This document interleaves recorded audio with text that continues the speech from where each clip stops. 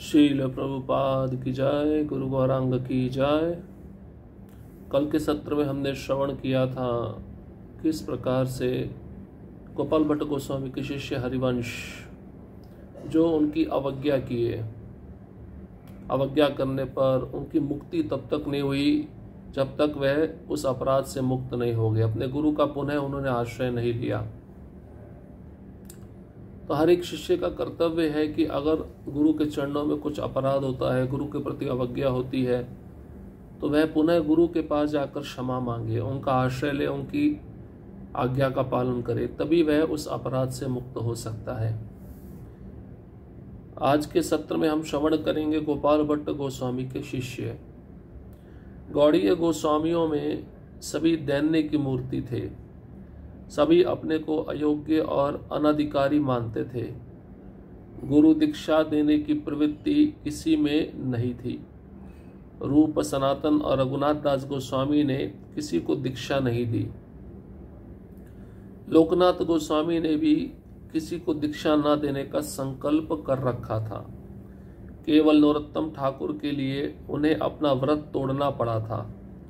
महाप्रभु ने गोपाल भट्ट गोस्वामी को दीक्षा देने का अधिकार और आदेश देकर दिया।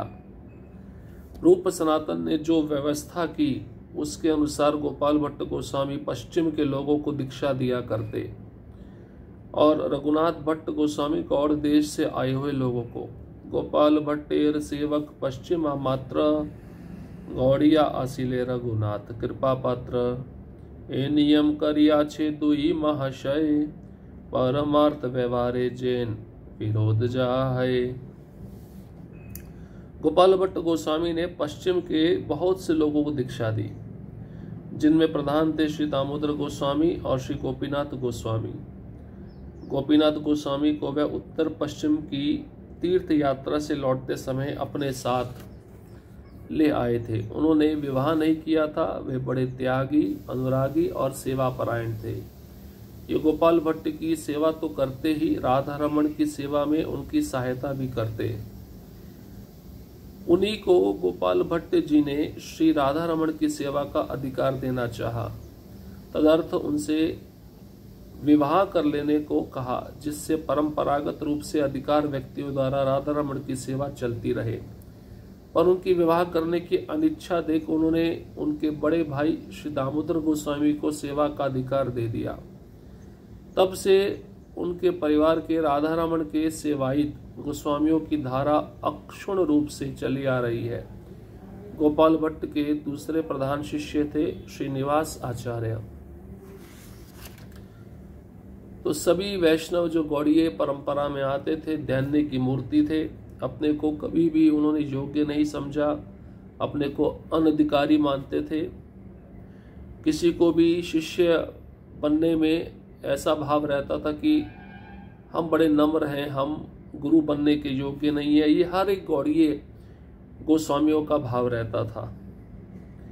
और इसलिए रूप सनातन और रघुनाथ दास गोस्वामी ने किसी को दीक्षा नहीं दिया। लोकनाथ गोस्वामी दीक्षा दिए, वो भी नरोत्तम दास ठाकुर को। चैतन्य महाप्रभु के कारण उनको अपना व्रत तोड़ना पड़ा, नहीं तो वो भी किसी को दीक्षा देने के लिए तैयार नहीं थे। और महाप्रभु ने गोपाल भट्ट गोस्वामी को दीक्षा देने का अधिकार दिया और आदेश भी दिया कि तुम शिष्य बनाओ, इस परंपरा को आगे बढ़ाओ। तो रूप सनातन ने जो व्यवस्था की उसके अनुसार गोपाल भट्ट गोस्वामी पश्चिम के लोगों को दीक्षा दिया करते थे और रघुनाथ भट्ट गोस्वामी गौड़ देश से आए हुए लोगों को दीक्षा देते थे। गोपाल भट्ट गोस्वामी ने पश्चिम में बहुत से लोगों को दीक्षा दी, जिनमें सबसे बड़े प्रधान शिष्य थे दामोदर गोस्वामी और श्री गोपीनाथ गोस्वामी। गोपीनाथ गोस्वामी तो उत्तर पश्चिम की तीर्थ यात्रा से लौटते समय अपने साथ उनको ले आए थे। और गोपीनाथ गोस्वामी विवाह नहीं किए थे, बड़े त्यागी थे, अनुरागी थे, सेवापरायण थे। ये गोपाल भट्ट गोस्वामी की सेवा तो करते ही थे, राधा रमण की सेवा भी करते थे, अपने गुरु को मदद करते हुए। तो गोपाल भट्ट गोस्वामी ने राधा रमण की सेवा का अधिकार गोपीनाथ गोस्वामी को देना चाहा और उनसे कहा विवाह कर लो। लेकिन ये विवाह करने के इच्छुक नहीं थे। विवाह क्यों करवाना चाहते थे गोपाल भट्ट गोस्वामी? क्योंकि परंपरागत रूप से अधिकार सेवा का राधारमण जी का इन दंपतियों के पास में रहे, इन परिवारों के पास में रहे।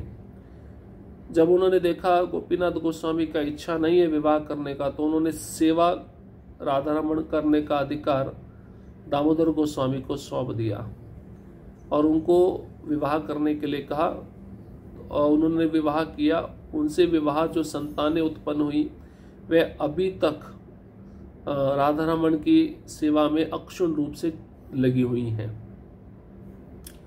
और दूसरे प्रधान शिष्य थे गोपाल भट्ट गोस्वामी के श्रीनिवास आचार्य। अब गोपाल भट्ट गोस्वामी कौन कौन से ग्रंथावली लिखे ये भी हम पढ़ लेते हैं। श्री गोपाल भट्ट गोस्वामी ने श्री रूप सनातन गोस्वामी के साथ वृंदावन में गुप्त तीर्थों का उद्धार एवं भक्ति विषयक अनेक ग्रंथों की रचना की। श्री चैतन्य चरितामृत में वर्णन है कि श्री चैतन्य महाप्रभु ने श्री सनातन गोस्वामियों को वैष्णव स्मृति से संबंधित ग्रंथ रचना का आज्ञा प्रदान किया था एवं महाप्रभु से उन्होंने उन सारे तत्वों का श्रवण सूत्र रूप से किया था। इस आदेश को प्राप्त कर श्री सनातन गोस्वामी ने ही श्री गोपाल भट्ट गोस्वामी को महाप्रभु द्वारा निर्देशित सूत्रों के अनुसार एक वैष्णव स्मृति ग्रंथ की रचना करने के लिए कहा था। श्री गोपाल भट्ट गोस्वामी ने उनके कृपा आदेश से श्री हरि भक्ति विलास की रचना की। जैव धर्म में श्री भक्ति विनोद ठाकुर लिखते हैं, शुद्ध श्रृंगार को कोई विकृत ना कर सके एवं वैदिक भक्ति के प्रति किसी की अश्रद्धा उत्पन्न ना हो, इसकी व्यवस्था करने का सारा भार श्री गोपाल भट्ट गोस्वामी के ऊपर था। इसी कारण से उन्होंने इस ग्रंथ को प्रस्तुत किया। अतः यह ग्रंथ लघु हरि भक्ति विलास के नाम से परिचित है। जयपुर में स्थित गोविंद देव के ग्रंथागार एवं श्री वृंदावन धाम में राधारमण देव के गोस्वामी सेवकों के गृह में तथा राजशाही के वारेंद्र अनुसंधान सीमित में यह लघु हरि भक्ति विलास ग्रंथ उपलब्ध है। ऐसा कहा जाता है कि सनातन गोस्वामी ने एक संक्षिप्त वैष्णव स्मृति की रचना की एवं श्री गोपाल भट्ट ने उसका विस्तार किया। कुछ वैष्णवों का मत है इसके विपरीत है। वे कहते हैं कि उनमें लघु हरिभक्ति विलास को ही श्री सनातन गोस्वामी ने दिग्दर्शनी टीका लिखकर हरिभक्ति विलास को बृहद आकार में प्रस्तुत किया। ग्रंथ के प्रत्येक विलास के अंत में लिखा इति गोपाल भट्ट विलिखित भक्ति रत्नाकर के प्रथम तरंग में कहा गया है, गोपालेर नामे गोस्वामी सनातन करिल श्री हरि भक्ति विलास वर्णन। हरिभक्ति विलास एक वैष्णव स्मृति ग्रंथ है। इसमें वैष्णवों के नित्य नैमित्तिक क्रियाकलाप, मंदिर संस्कार, मूर्ति प्रतिष्ठा, मूर्ति गठन, व्रत पारण, धर्माधर्म, विधि निषेध, विभिन्न स्मृति, पुराण और तंत्र शास्त्र आदि से प्रमाण उद्धृत करके संकलन किया है। यह ग्रंथ केवल गौड़ीय वैष्णवों के लिए नहीं बल्कि यह सभी वैष्णव समाज के लिए है। तो गोपाल भट्ट गोस्वामी ने रूप गोस्वामी सनातन गोस्वामी के साथ रहते हुए वृंदावन में जो लीला स्थली थी गुप्त रूप से उनका उद्धार किया। अनेक भक्ति विषयक ग्रंथों की रचना भी की। तो चैतन्य महाप्रभु ने सनातन गोस्वामी को वैष्णव स्मृति से संबंधित ग्रंथ लिखने को कहा था और महाप्रभु ने सारे तत्वों का श्रवण सूत्र के रूप में सनातन गोस्वामी को सुना दिया था। इस आदेश को प्राप्त करके सनातन गोस्वामी गोपाल भट्ट गोस्वामी को महाप्रभु द्वारा निर्देशित सूत्रों के अनुसार एक वैष्णव स्मृति ग्रंथ की रचना करने के लिए कहते हैं। मतलब सनातन गोस्वामी चाहते हैं गोपाल भट्ट गोस्वामी मेरा मदद करे उस ग्रंथ को लिखने में।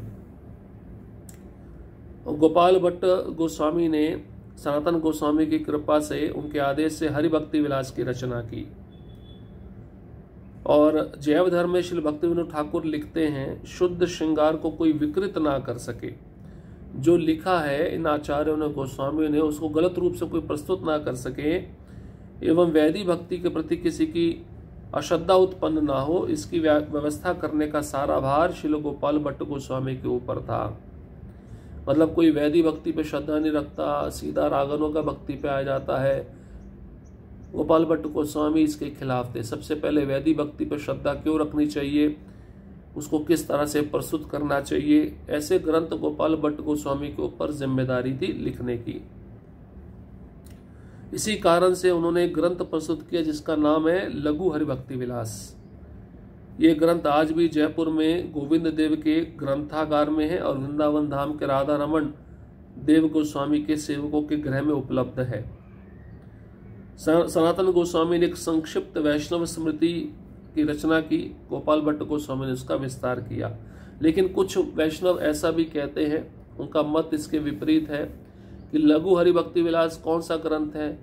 जो सनातन गोस्वामी ने हरिभक्ति विलास लिखा उसको बृहद आकार प्रदान किया गोपाल भट्ट गोस्वामी ने। तो पहला ग्रंथ जो लिखे गोपाल भट्ट गोस्वामी वह है षड संदर्भ कारिका। श्री गोपाल भट्ट गोस्वामी श्री रूप सनातन गोस्वामी से श्री चैतन्य महाप्रभु के श्रीमुख से वर्णित संबंध अभिधेय तत्व का जो श्रवण किया उसे गौड़ीय वैष्णव दर्शन का कड़चा या कारिका नाम के ग्रंथ की रचना की। अतः षड संदर्भ कारिका के प्रणेता के रूप में षड संदर्भ के मूल लेखक श्री गोपाल भट्ट गोस्वामी ही है। ये ग्रंथ के मंगलाचरण में श्री शिलजीव गोस्वामी ने स्थापित किया है। श्री गोपाल भट्ट गोस्वामी ने जो कड़चा ग्रंथ लिखा है उसमें किसी स्थान पर क्रम खंडित तथा किसी स्थान पर क्रमानुसार भागवत के सिद्धांत संग्रहित किए गए हैं। शिलजीव गोस्वामी ने क्रम पूर्वक वर्णन करके श्री भागवत संदर्भ या षड संदर्भ का प्रणयन किया है। श्री गोपाल भट्ट ही षड संदर्भ के संक्षेप रचयिता है। दूसरा है सत्क्रियासार दीपिका। इस ग्रंथ में साधारण गृहस्थी के कर्तव्य, विवाह के पूर्ण कृत्य, विवाह आदि दशविध संस्कार, होम, संन्यास, ब्रह्मचारी कृत्य आदि का विवरण प्रदान किया गया जो हरिभक्ति विलास ग्रंथ में नहीं है। तीसरा संस्कार दीपिका। इस ग्रंथ में सांप्रदायिक और तांत्रिक वैष्णव, गृहस्थ और सन्यासी की व्याख्या, दशनाम ब्रह्म सन्यासी, परमहंस, अवधूत, महिमा, वैष्णवी दीक्षा के द्वारा विप्रत्य प्राप्ति, स्त्रियों के लिए ब्रह्मचर्य आदि आश्रम, एकांत, शरणागत, शूद्र आदि कुल में उत्पन्न व्यक्ति के लिए संन्यास व्यवस्था, संन्यास के संस्कार, क्षौर कर्म संस्कार, तीर्थ स्थान, तिलक धारण, मुद्रा धारण, कौपीन शुद्धि, प्राण प्रतिष्ठा, नामकरण, विष्णु मंत्र धारण, अच्युत गोत्र स्वीकार, शालिग्राम अर्चन, समाधि मंत्र अर्थात सांप्रदायिक वैष्णवों का स्वधाम गमन के कृत्यों का वर्णन आदि इस ग्रंथ में वर्णित है। और चौथा है कृष्ण कर्णामृत की टीका। कृष्ण वल्लभा नामक श्री गोपाल भट्ट की श्री कृष्ण कर्णामृत की चमत्कारिक टीका है। श्री मनोहर दास अनुरागवल्ली में लिखते हैं, श्री भट्ट गोसाई कर्णामृतेर टीका कैला, अशेष विशेष व्याख्या ताहते लिखिला, जहार दर्शने भक्त पंडित चमत्कार, रस परिपाटी जाने सिद्धांते रसार। श्री गोपाल भट्ट गोस्वामी ने विशेष टीका श्री कृष्ण कर्णामृत ग्रंथ पर लिखी है जो इससे परिपूर्ण एवं सभी सिद्धांतों के सार से युक्त है, जिसे देखकर पंडित भक्तगण आश्चर्यचकित हो जाते हैं। भक्ति रत्नाकर में वर्णन आता है, करिलेन कृष्ण कर्णामृतेर टिप्पणी, वैष्णवेर परमानंद जहाँ सुनी। भक्ति रत्नाकर पहला अध्याय श्लोक क्रमांक 228। श्री गोपाल भट्ट गोस्वामी ने श्री कृष्ण कर्णामृत ग्रंथ पर अपनी टीका दी है जो सभी वैष्णवों को आनंद प्रदान करती है। मुश्किल से 4 ग्रंथ ही लिखे हैं गोपाल भट्ट गोस्वामी, जिसमें षड संदर्भ कारिका, कारिका कहते हैं कड़चा। तो ये जो षड संदर्भ है इसका प्रणेते लिखने वाले मूल लेखक गोपाल भट्ट गोस्वामी हैं। इसके मंगलाचरण में ही गोपाल भट्ट गोस्वामी जीव गोस्वामी को स्थापित किए हैं। जो ये ग्रंथ लिखे हैं गोपाल भट्ट गोस्वामी उसमें किसी स्थान पर क्रम खंडित है तथा किसी स्थान पर क्रम अनुसार भागवत के सिद्धांत संग्रहित किए गए हैं। शिलजीव गोस्वामी ने क्रम पूर्वक वर्णन करके श्री भागवत संदर्भ लिखा, यह षड संदर्भ का प्रणयन किया, लेकिन गोपाल भट्ट गोस्वामी ही षड संदर्भ के संक्षेप रचयिता हैं। फिर एक दूसरा ग्रंथ आता है सत्य क्रियासार दीपिका। तो इस ग्रंथ में जो साधारण गृहस्थ है उनके कर्तव्य क्या है, विवाह से पहले कौन से कर्तव्य हैं, विवाह आदि दशविध संस्कार, होम है, संन्यास, ब्रह्मचारी, इनके कर्तव्य क्या है आदि का विवरण प्रदान किया गया है, जो कि हरि भक्ति विलास में नहीं है। पर तीसरा ग्रंथ है संस्कार दीपिका। इसमें गृहस्थ और सन्यासी की व्याख्या, दशनाम ब्रह्म सन्यासी, परमहंस अवधूत महिमा और वैष्णव दीक्षा के द्वारा विप्रत्य प्राप्ति। वैष्णवी दीक्षा, जब कोई माता जी से दीक्षा लेता है तो उसका आगे दीक्षा लेने के बाद क्या कर्तव्य होता है,